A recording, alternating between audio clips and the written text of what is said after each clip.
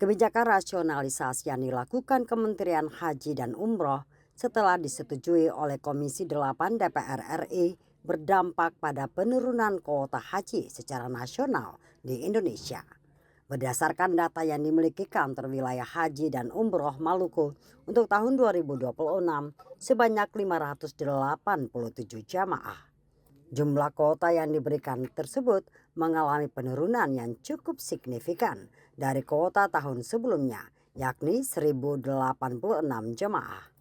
Kepala Kantor Kementerian Haji dan Umroh Maluku, Lajamadi, mengatakan dampak dari pengurangan kuota haji tahun ini menyebabkan dua kabupaten di Maluku, yakni MBD dan KKT, tidak memiliki kuota. Maluku sesuai dengan keputusan Menteri Haji dan Umroh nomor 6 tahun 2025 itu kuota Maluku terjadi penurunan dari tahun sebelumnya 2025. Sebelumnya itu kuota Maluku di kisaran 1086 jemaah.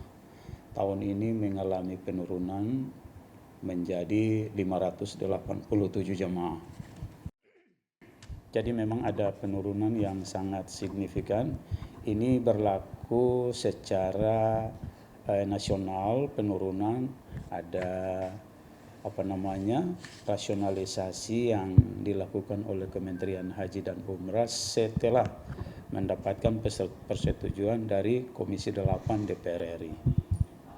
Dari kuota haji Maluku tahun 2026 sebanyak 587 jamaah, Kota Ambon menempati urutan pertama.